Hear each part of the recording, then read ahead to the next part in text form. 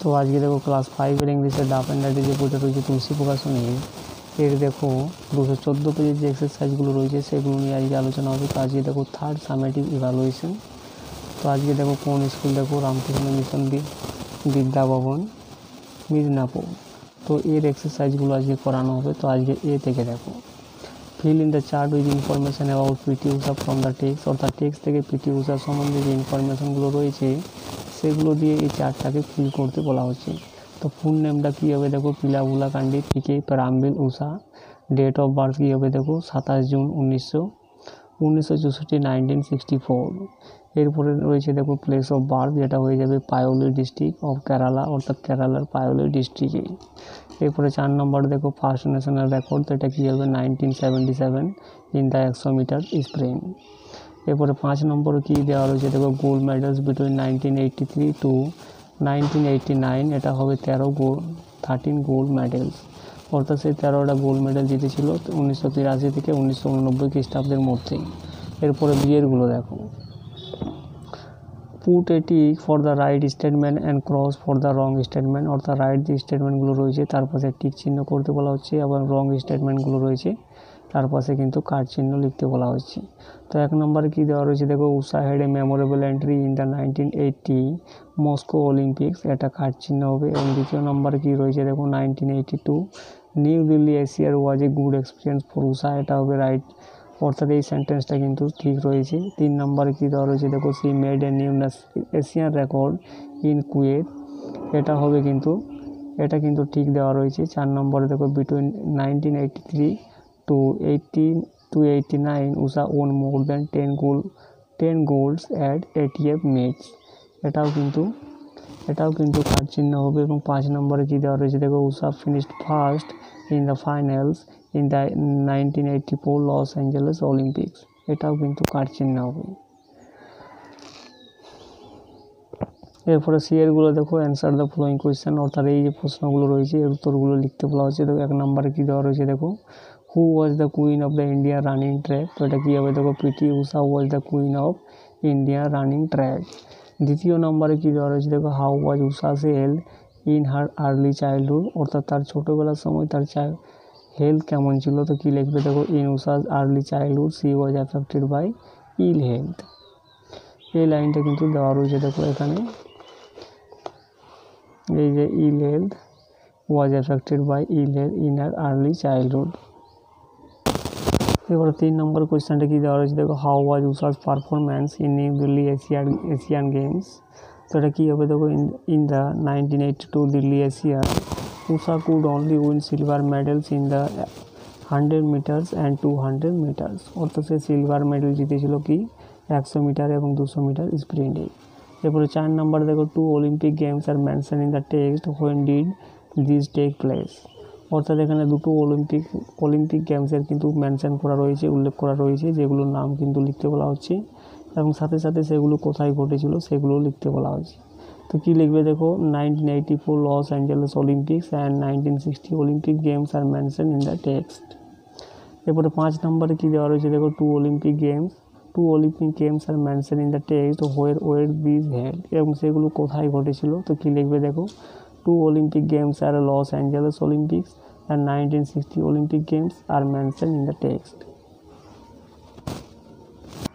তো এরপরে দেখো আনসিনে কী দেওয়া রয়েছে কোয়েশ্চেনগুলো দেখো এ থেকে দেখো write T for true statement and F for false ones, অর্থাৎ ট্রু যে স্টেটমেন্টগুলো রয়েছে তার পাশে টি লিখতে বলা হয়েছে, এবং ফলস যে স্টেটমেন্টগুলো রয়েছে তার পাশে অ্যাপ লিখতে বলা হচ্ছে। তো 1 নম্বর দেখো tea leaves are pluck from the trees, তো এটা অবশ্যই ফলস হবে, যেহেতু টি লিভসগুলো কোথা থেকে প্ল্যাক করা হয়, যেগুলো গার্ডেন থেকে প্ল্যাক করা হয়, তাহলে এটা অবশ্যই ফলস হবে। এবং 2 নম্বরে দেখো tea leaves are dried in hot oven, এটাও কিন্তু ফলস হবে। এরপরে 3 নম্বরে দেখো tea leaves are separated according to the cost of the leaves, এটাও কিন্তু ফলস হবে।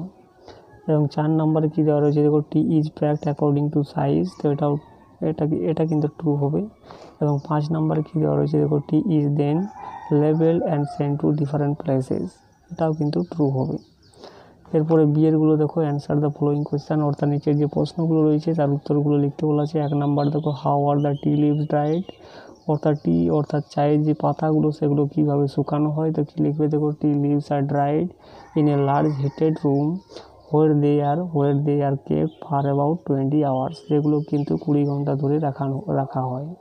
এরপরে দ্বিতীয় নম্বরে কী দেওয়া রয়েছে দেখো, what does the threading machine do, অর্থাৎ থ্রেডিং মেশিনটা কী করে, তো কী লিখবে দেখো, threading machine cut the leaves into pieces, অর্থাৎ যে পাতাগুলো রয়েছে সেগুলোকে কিন্তু ছোট ছোট অংশে কিন্তু ভাগ করে। এরপরে 3 নম্বরে দেখো, how and when do the tea leaves take the usual colour and scent of tea that we buy from the shop, তো এটা কী লিখবে দেখো, the threaded leaves are put in moving trays and send into a hot oven. এখানে কিন্তু দেওয়া রয়েছে দেখো, তো এখান থেকে লিখবে দেখো, the colour of the leaves changes and they look like tea leaves that we buy from the shops, এই সব পর্যন্ত লিখতে হবে।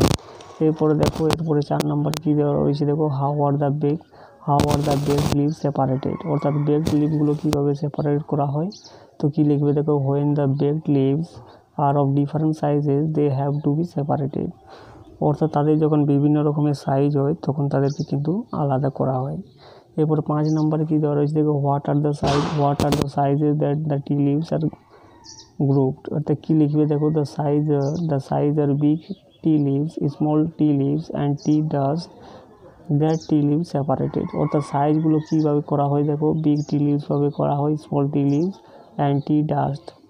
এরপরে সিয়ারগুলো দেখো, fill in the blanks with the words given in the box, অর্থাৎ নিচের বক্সে যে ওয়ার্ডগুলো দেওয়া রয়েছে সেই অনুসারে এই যে ব্ল্যাঙ্কগুলো রয়েছে এগুলোকে ফিল করতে বলা হচ্ছে। তো 1 নম্বর দেখো, the tea leaves are plucked from the trees.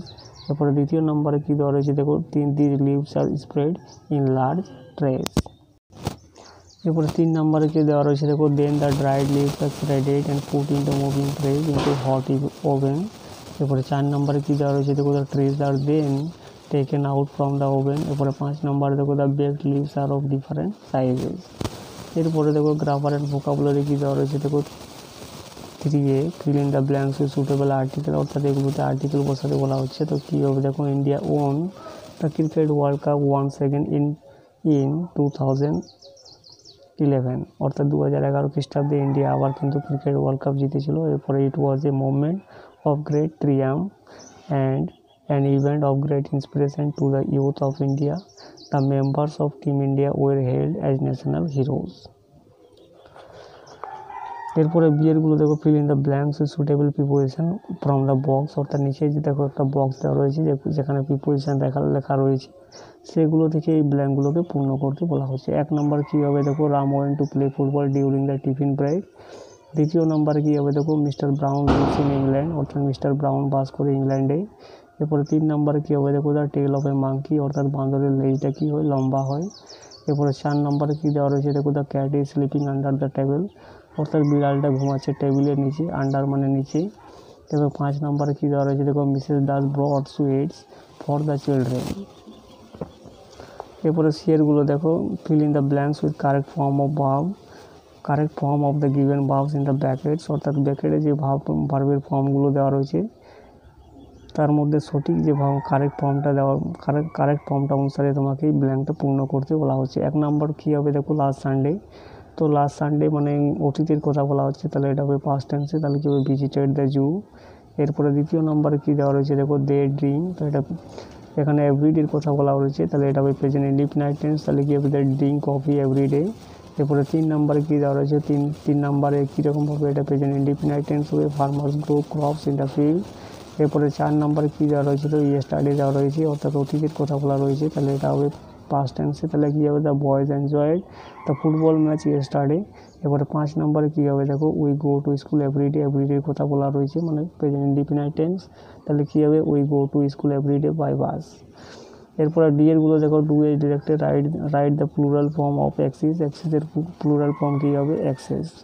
এরপরে দ্বিতীয় নম্বরে কী হবে দেখো, ব্রেভের এখানে অ্যাডভার্ব ফর্মটা লিখতে বলবে, এটা হবে bravely, he faced the challenge bravely. এরপরে 3 নম্বরে কী করতে বলা হচ্ছে, পাংচুয়েট করতে বলা হচ্ছে, তো কী হবে দেখো, what do you wish to read. 4 নম্বরে কী দেওয়া রয়েছে দেখো, write the opposite gender of fox, অর্থাৎ ফক্সের এখানে জেন্ডার লিখতে বলা হচ্ছে, তাহলে কী হবে, ভিক্সেন।